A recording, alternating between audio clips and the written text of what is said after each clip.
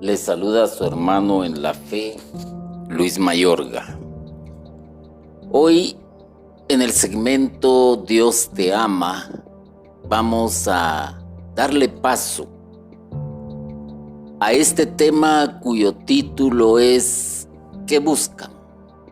Es una interrogante y toda interrogante pues tiene una respuesta a la luz de las Sagradas Escrituras. Hoy el hombre busca muchas cosas, hace preguntas y en muchas no va a obtener respuesta. En el nombre del Padre, del Hijo y del Espíritu Santo. Después de que San Juan presenta a Jesús como la palabra de Dios que viene a poner su casa entre nosotros, nos cuenta también la historia de su vocación. Cómo fue que él se encontró con Jesús, cómo los primeros discípulos fueron llamados y se convirtieron a su vez en evangelizadores. Y es donde se encuentra un rico material para ser meditado por el que quiera ser un buen evangelizador. Desde la apertura que se le da a la Iglesia después del Concilio Vaticano II, hay una gran participación de los laicos que tenían vedadas muchísimas cosas y entre ellas pues era la evangelización. Era impensable que un laico pudiese lanzar un mensaje evangelizador y mucho menos hacer un estudio de las Sagradas Escrituras. Pero el Espíritu Santo da una muestra más de su existencia y los laicos empiezan a jugar un papel importante a la par del sacerdote. Eso sí, en muchos de los casos los sacerdotes no aceptan esta ayuda, pero el laico ha estado y estará presente. También se dio lugar a la formación de organizaciones religiosas y muchos movimientos nacieron con una efusión del Espíritu Santo. Son los laicos los que narran ahora la historia de su conversión. Son los laicos los que narran la historia de su encuentro con el Señor a través de un retiro de iniciación, como le llaman algunos, o quizás en un retiro de sanación, como le llaman otros. Uno de los movimientos que tomó bastante fuerza es el que conocemos como la Renovación Carismática Católica. También otro movimiento que tomó bastante fuerza fue el Plan Pastoral de Evangelización. Y de ahí paremos de contar. Hay otro movimiento que también muestra en sus catequesis una fuerza bastante poderosa y es el camino neocatecumenal. Tuve la oportunidad de conocer personalmente al padre José Juárez, al padre Mariotti, al padre Miguel Ángel Girón, sacerdotes que de una u otra manera dejaron huella por las parroquias donde anduvieron y una huella positiva. Quizás se debe a que también tuvieron su encuentro personal con el Señor. Pero un dato muy importante, un hecho muy impactante es el del padre Hugo Estrada, quien habla muy bien del encuentro que él tuvo con el Señor y cómo a partir de ahí se convierte en un excelente evangelizador, tanto así que ha escrito infinidad de libros ha aparecido en diversos canales de televisión. Entonces, a esta pregunta, ¿qué buscan? ¿Qué busca el ser humano? ¿Qué busca el evangelizador? ¿Qué busca el que tiene su encuentro personal con el Señor? Bueno, en primer lugar, aparece el instrumento de Dios para preparar a los primeros apóstoles. ¿Y quién es este instrumento de Dios que prepara a los primeros apóstoles? Todos sabemos quién es, porque fue aquel que dijo: el que viene detrás de mí, yo no soy digno de desatarle las correas de su sandalia. También fue el que dijo: soy la voz que clama en el desierto. Me imagino que por estas palabras que he pronunciado, ya en su mente tienen ustedes quién es este personaje. Pues bien, Juan Bautista, aquel mismo que en una ocasión dijo que no conocía al Señor, pero que después, por revelación del Santo Espíritu, le conoce y sabe quién es. Dios le había anticipado que le daría una señal para conocer al Mesías. Y la señal se da justo en el momento del bautismo. Y una señal que entendió muy bien Juan el Bautista. A veces en nuestro diario caminar, quizás en un caminar lejano de las cosas de Dios, muy pero muy lejos de la iglesia, vamos recibiendo señales que nos piden hacer un alto en la vida, meditar y reflexionar sobre qué camino es el que estamos andando. Pero a veces la necedad puede más y se equivoca en muchas decisiones que se toman en la vida. Cuando vio Juan que una paloma se posaba sobre la cabeza de Jesús, entendió el signo de Dios. Todos sabemos lo que representa una paloma.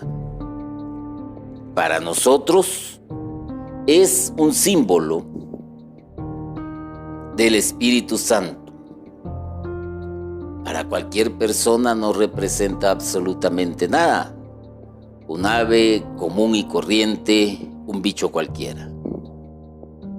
Pero en este caso, cuando nosotros vemos alguna imagen y en esta imagen se muestra una paloma, ya debidamente pues dibujada, adornada, con ciertos fulgores de luz, sabemos que está representando la presencia del Espíritu de Dios, el Espíritu Santo. A partir de ese momento, entonces comenzó a presentar a Jesús como el Cordero de Dios que quita el pecado del mundo, como el que venía para bautizar con Espíritu Santo y fuego. Recordémonos que la Trinidad está representada de muchas maneras. Y recordémonos de algo muy importante.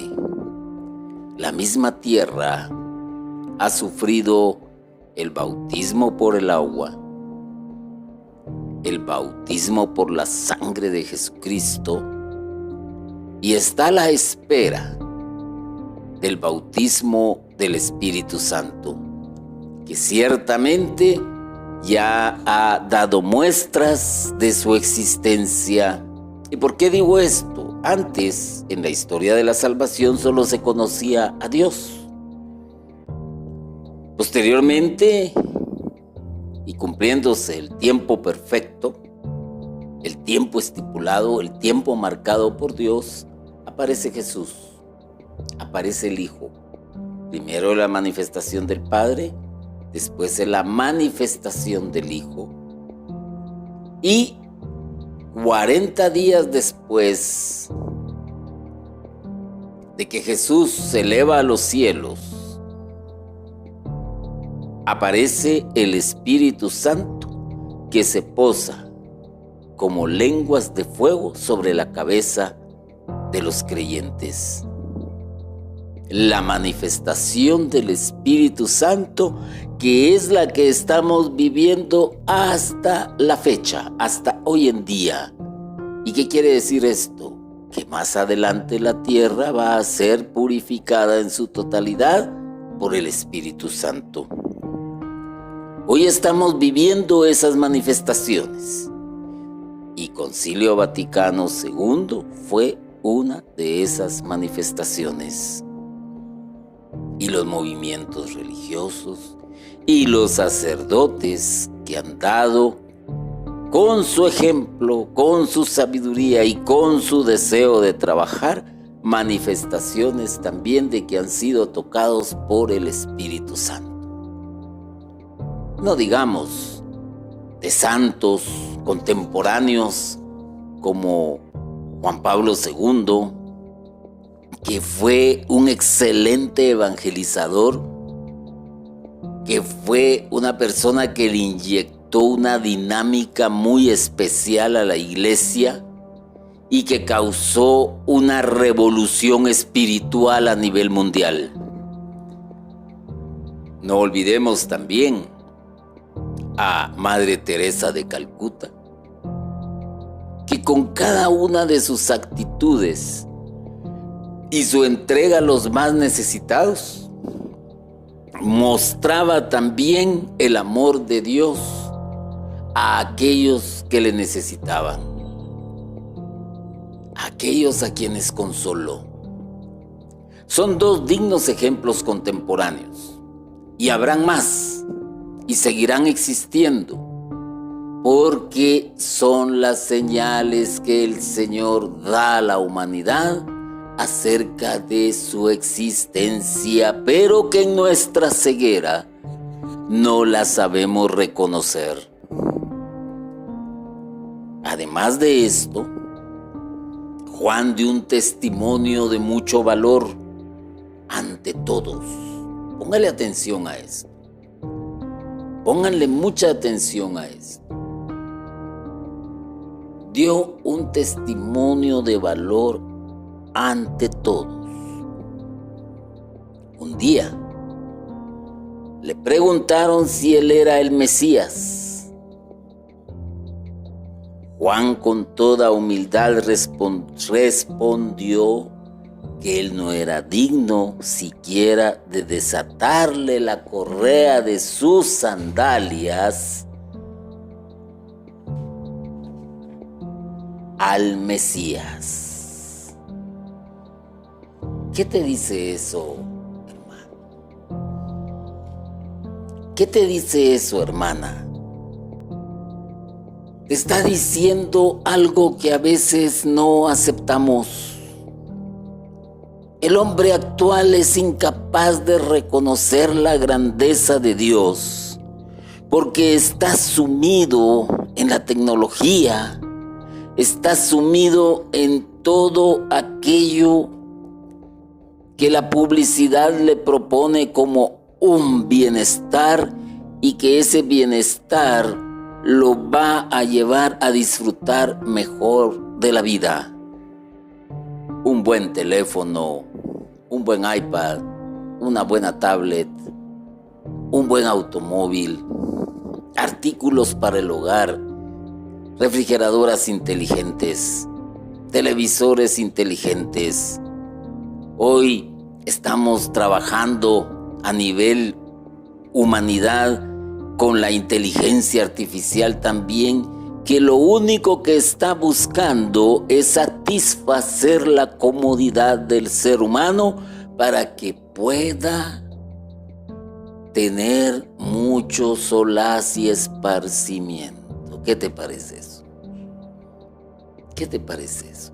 Casi no hacer nada. Casi no hacer nada. ¿Cuántas amas Ya no son amas de casa, antes eran amas de casa.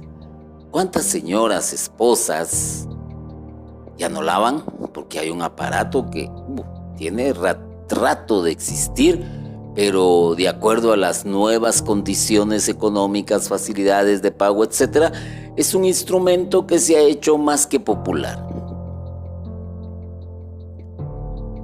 ¿Cuántos antes admiraban su control remoto, cómodamente sentados desde su butaca para ver su programa de televisión favorito? Hoy no, hoy simplemente es con el reconocimiento de voz. Y vamos avanzando y vamos avanzando. Y esto ha llevado a que el hombre comience a creerse un ser superior y, lo que es peor, superior a Dios. Y les hablé únicamente en el campo tecnológico y quizás en el campo económico, pero hay muchos más campos. Hoy la tecnología se está convirtiendo en un todopoderoso. Hoy todos dependemos de aplicaciones que conocemos como apps. Hoy todos dependemos de un teléfono. Hoy todos dependemos de motores de búsqueda en las redes, en internet. Hoy todos tenemos de una u otra manera una dependencia tecnológica. Y entonces también hay que tomar en cuenta lo siguiente. Hay hermanos y hermanas servidoras que ocupan cargos como catequistas, como evangelizadores, como predicadores, como coordinadores, y empiezan a creerse superiores a los demás. Interesante. Y no tienen la humildad de Juan. No reconocen que detrás de ellos puede venir otro. Y aquí hay que poner muchísima atención en esto. Ciertamente Juan allanó el camino para que pasara Jesús, el Mesías. ¿Y qué es lo que hacemos cada uno de nosotros en este arduo caminar de la vida y también en el servicio? Excelente, hoy eres evangelizador, hoy eres predicador, hoy eres catequista, hoy eres funcionario de una institución religiosa. Pero ojo, detrás de ti viene otro y mejor, viene otro mejor que ya está empujando, pero a veces se le pone zancadillas, a veces se le hace tropezar, a veces se le empuja con las actitudes y no dejamos que brille por sí mismo ni le ayudamos a brillar. Y entonces creamos lo que conocemos como cismas. Y Juan fue claro, porque también dijo que él solo bautizaba con agua, pero que el Mesías bautizaría con Espíritu Santo y con fuego. Póngase a pensar en esto. Él únicamente iba a utilizar otro elemento de los que existen en la tierra, el agua.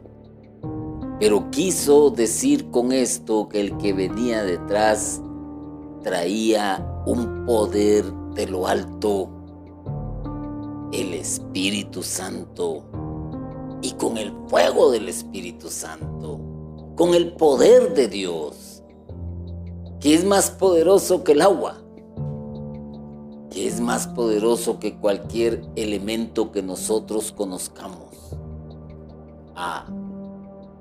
¡Qué humildad la de este hombre!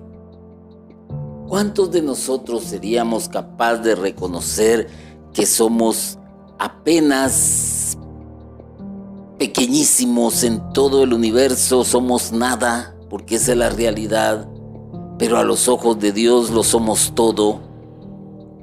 ¿Cómo nosotros no somos capaces de reconocer que el ser humano es igual, idéntico al otro ser humano, y que en ellos se muestra el rostro de Dios, imagen y semejanza de Dios, y sin embargo lo violentamos, le torturamos, lo perseguimos, lo acechamos, lo asesinamos? Esa es la humanidad, alejada también de Dios. No reconocemos a Dios, que es más poderoso que nosotros.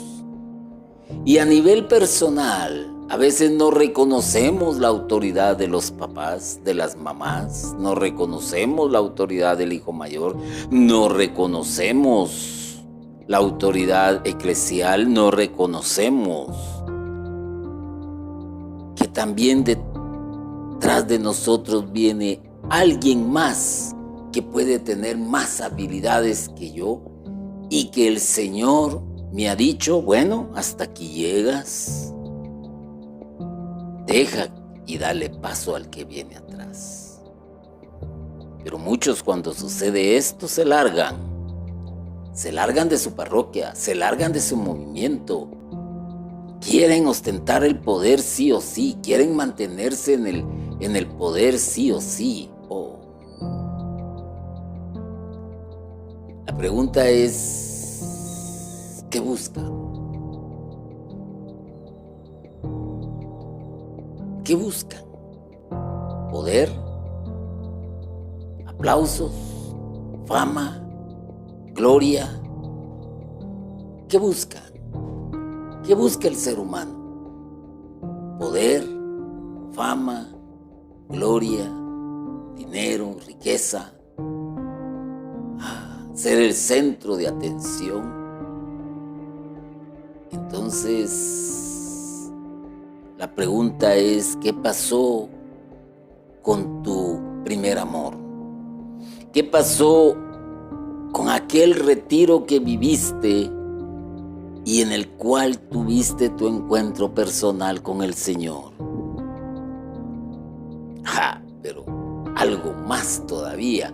Y eso Juan lo afirma y está plasmado, que ahora que llegaba el Mesías, él tenía que disminuir para que el Mesías se agigantara delante de todos. No le sirvió de obstáculo, no le puso zancadilla, no lo eclipsó.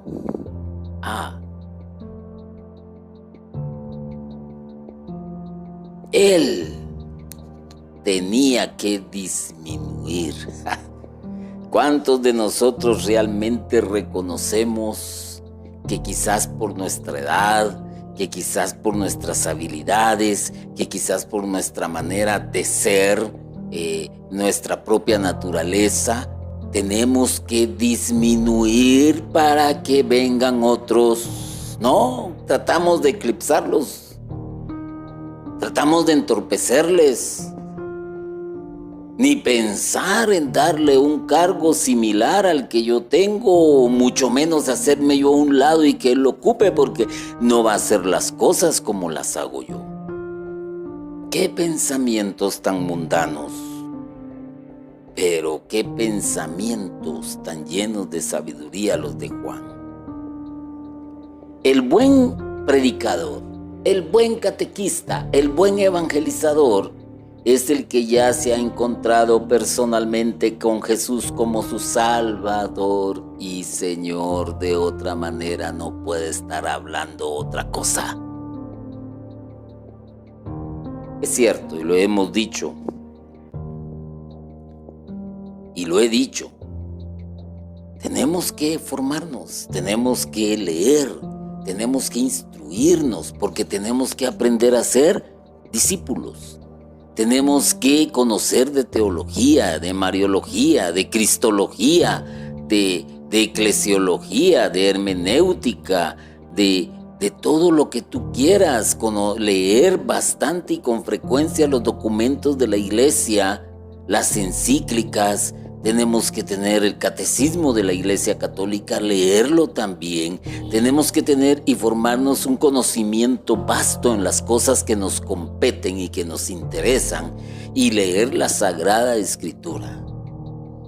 Pero un momento. Muchos nos hemos convertido en buenos alumnos. Y conocemos muchísimo. Sabemos de casi todos los campos que competen a la iglesia. Somos eruditos en teología, eruditos en cristología, eruditos en mariología. Pero eso no basta. Y lo que realmente importa es haber tenido un encuentro personal con el Señor. ¿Y por qué digo esto? Veamos 2 puntos muy importantes y que los cito continuamente porque son los más conocidos y los más famosos, llamémosle así, si les queremos dar fama.